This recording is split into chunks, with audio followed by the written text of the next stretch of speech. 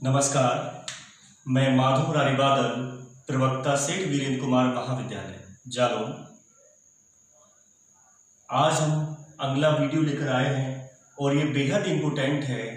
BEd प्रथम वर्ष पहला paper philosophical and sociological perspectives in education और डीएलएड द्वितीय सेमेस्टर के लिए, जो डीएलएड द्वितीय सेमेस्टर में पहला पेपर है, वर्तमान भारतीय समाज एवं प्रारंभिक शिक्षा।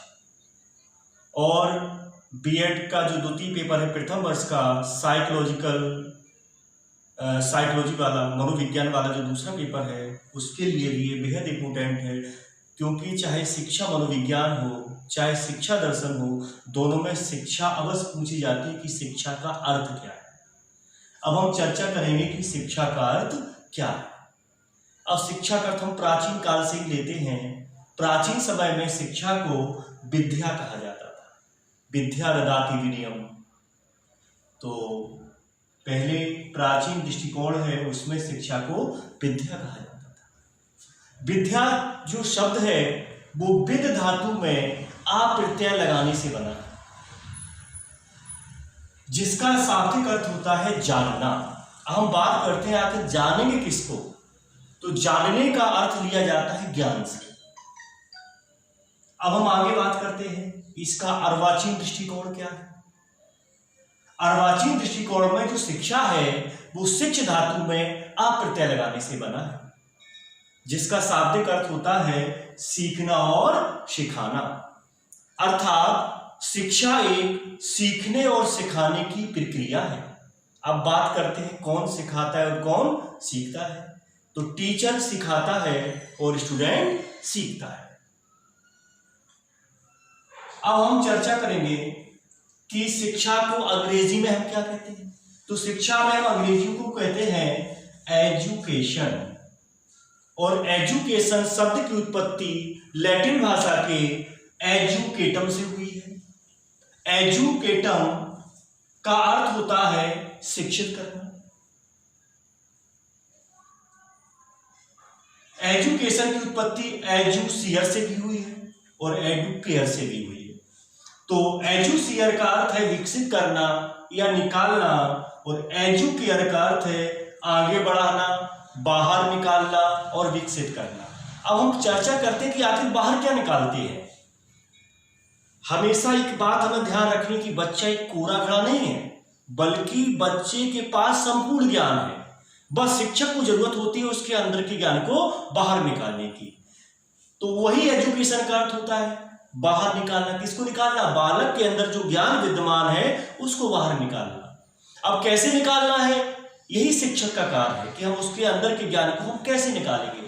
तो ज्ञान को हम तभी बाहर निकाल सकते हैं जब हम उसके पूर्व ज्ञान से संबंधित प्रश्न पूछेंगे। अब जो एजुकेटम शब्द है वो भी दो शब्दों से मिलकर बना है लैटिन भाषा के, एक ई और दूसरा ड्यूको। एक ई और दूसरा ड्यूको। ई का अर्थ होता है अंदर से और ड्यूको का अर्थ होता है बाहर निकालना। अर्थात बालक के अंदर जो शक्तियां मौजूद हैं उनको बाहर निकालना, ये एजुकेशन का अर्थ है। तो अभी आपने विद्या का अर्थ जाना। विद्या का अर्थ है जानना, और जानना का अर्थ ज्ञान के अर्थ में प्रयोग किया जाता है। शिक्षा शब्द शिक्ष धातु में आ प्रत्यय लगाने से बना है, जिसका अर्थ होता है सीखना और सिखाना। अर्थात शिक्षा सीखने और सिखाने की प्रक्रिया है। शिक्षा को अंग्रेजी में एजुकेशन कहते हैं। एजुकेशन लैटिन भाषा के दो शब्दों, एजुकेशन लैटिन भाषा के एजुकेटम से बना है, जिसका अर्थ होता है शिक्षित करना, और एजुकेटम दो शब्दों ई प्लस ड्यूको से बना है, जिसका अर्थ होता है अंदर से बाहर निकालना, अर्थात बालक की अंतर्निहित शक्तियों को बाहर निकालना। हमें ये पता चल गया कि शिक्षा का अर्थ क्या है। हम बात करते हैं कि शिक्षा के प्रकार कितने होते हैं। तो जो शिक्षा के प्रकार हैं वो तीन प्रकार हैं। पहला औपचारिक शिक्षा, दूसरा अनौपचारिक शिक्षा, तीसरा दूरस्थ शिक्षा, जिसे हम निरौपचारिक शिक्षा के नाम से भी जानते हैं। पहले हम चर्चा करेंगे औपचारिक शिक्षा के बारे में कि औपचारिक शिक्षा क्या होती है। आजकल हम देखते हैं कि जो शिक्षा विद्यालय में दी जाती है वह हमारी औपचारिक शिक्षा ही है। इसे हम नियमित शिक्षा भी कहते हैं, क्योंकि बालक उसमें नियमित टाइम टू टाइम विद्यालय जाता है। हम बात करते हैं कि औपचारिक शिक्षा होती क्या है।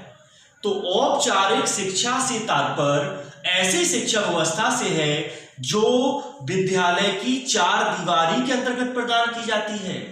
अर्थात विद्यालय के अंदर जो शिक्षा दी जाती है वो हमारी औपचारिक शिक्षा कहलाती है। औपचारिक शिक्षा में क्या होता है, इसमें से पहले से योजना बनी होती है, पूरा पाठ्यक्रम निश्चित होता है, शिक्षक निश्चित होता है, स्टूडेंट निश्चित होते हैं, कक्षा निश्चित होती है, बच्चों को क्या पढ़ाना है ये निश्चित होता है, कौन सी शिक्षण विधियों का यूज करना है ये सारी चीजें निश्चित होती हैं। अर्थात हम आसानी से कह सकते हैं कि औपचारिक शिक्षा से तात्पर्य ऐसी शिक्षा व्यवस्था से है जिसमें विद्यालय निश्चित होता है, विद्यालय की चार दीवारी के अंतर्गत दी जाती है, कक्षा निश्चित होती है, स्थान निश्चित होता है, समय निश्चित होती है, अध्यापक निश्चित होता है, स्टूडेंट निश्चित होता है, पाठ्यक्रम निश्चित होता है, शिक्षण विधियां निश्चित होती हैं। ऐसी शिक्षा को हम औपचारिक शिक्षा के नाम से जानते हैं। और इसके जो साधन हैं वो है विद्यालय से मिलती है, पुस्तकालय से मिलती है, संग्रहालय से मिलती है, चर्च में जाने से मिलती है या अजायब घर में जाने से मिलती है, क्योंकि इसमें समय भी निश्चित होता है और इनका स्थान भी निश्चित होता है। अब हम बात करते हैं अनौपचारिक शिक्षा की। तो ऐसी शिक्षा व्यवस्था जो पूर्ण रूप से स्वतंत्र होती है और जो हमारी औपचारिक शिक्षा थी वो पूर्ण रूप से परतंत्र थी। किसके द्वारा परतंत्र थी? वो शिक्षक के द्वारा परतंत्र थी, उसमें शिक्षक का मुख्य स्थान था। लेकिन जो हमारी अनौपचारिक शिक्षा वो पूर्ण रूप से स्वतंत्र है, उसमें शिक्षक निश्चित होता था। औपचारिक शिक्षा में इसमें शिक्षक निश्चित नहीं होता, बल्कि जो बच्चे को शिक्षा देगा वही उसका शिक्षक हो जाएगा। अर्थात अनौपचारिक शिक्षा एक ऐसी शिक्षा व्यवस्था है जो किसी भी स्थान पर किसी भी व्यक्ति के द्वारा किसी भी समय किसी भी शिक्षण विधि से बालकों को दी जाए, ऐसी शिक्षा कहलाती है हमारी अनौपचारिक शिक्षा। ये किसी भी स्थान पर दी जा सकती है, चाहे वो खेल का मैदान हो, चाहे वो सिनेमा घर हो, चाहे हमारा समाज हो, चाहे परिवार हो, चाहे घर हो। इन जगहों से जो हमें शिक्षा प्राप्त होती है वो हमारी शिक्षा कहलाती है अनौपचारिक शिक्षा। अब बात आती है तीसरी शिक्षा। तीसरी शिक्षा हमारी दूरस्थ शिक्षा। दूरस्थ शिक्षा को अंग्रेजी में डिस्टेंस एजुकेशन कहते हैं। इसे हम अन्य कई नामों से जानते हैं, जैसे मुक्त अधिगम, पत्राचार शिक्षा, गृह अध्ययन शिक्षा, परिसर से बाहर अध्ययन, इन आदि नामों से हम जानते हैं दूरस्थ शिक्षा को। आखिर हमें इसकी आवश्यकता क्यों पड़ी? एक बच्चा है जिसकी पढ़ाई बचपन में छूट गई थी और वो आगे चल के शिक्षा ग्रहण करना चाह रहा है, तो उसे हम दूरस्थ शिक्षा के माध्यम से उसे हम शिक्षा प्रदान कर सकते हैं। एक व्यक्ति जो नौकरी कर रहा है और ज्ञान को ग्रहण करना चाह रहा है, शिक्षा पूरी करना चाह रहा है, तो उसे हम दूरस्थ शिक्षा के माध्यम से उसकी शिक्षा को हम पूर्ण कर सकते हैं, क्योंकि वो रेगुलर एडमिशन नहीं ले सकता, क्योंकि उसकी डिग्री मान्य होगी। अगर वो दूरस्थ शिक्षा से पढ़ेगा, पत्राचार शिक्षा से पढ़ेगा, तो उसकी जो डिग्री है वो भी मान्य होगी और वो आराम से अध्ययन भी कर सकता है। अभी आपने देखा होगा माननीय प्रधानमंत्री श्री नरेंद्र मोदी जी के माध्यम से NIOS के बच्चों को जो प्राइमरी की क्लासों में पढ़ा रहे थे उनके लिए BTC करवाई गई, लेकिन वो DLED रेगुलर नहीं करवाया गया, NIOS से करवाया गया, पत्राचार शिक्षा से करवाया गया, क्योंकि अगर वो रेगुलर करते तो उनका ये जो कोर्स है वो मान नहीं होता। तो जो दूरस्थ शिक्षा है वो हम दो तरीकों से दे सकते हैं बच्चों को, एक मुद्रित माध्यम से और दूसरा अमुद्रित माध्यम से। मुद्रित माध्यम क्या है? घर में हम किताबें, अध्ययन से रिलेटेड सामग्री डाक के माध्यम से घर में भेज सकते हैं।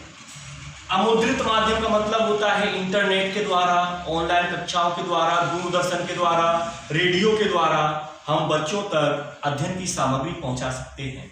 अतः दूरस्थ शिक्षा भी एक अच्छी भूमिका निभा रही है बच्चों को शिक्षा देने की। तो आज आपने पढ़ा शिक्षा का प्राचीन अर्थ क्या है, अर्वाचीन अर्थ क्या है, और एजुकेशन का अर्थ क्या होता है, और शिक्षा के प्रकार कितने हैं। तो 3 प्रकार के बारे में आपने पढ़ा, औपचारिक शिक्षा, अनौपचारिक शिक्षा और दूरस्थ शिक्षा। कल हम बात करेंगे शिक्षा की प्रकृति के बारे में, और आप लोग हमारे चैनल को प्लीज सब्सक्राइब कीजिए। हमारे YouTube चैनल का नाम है माधव बादल सर। धन्यवाद।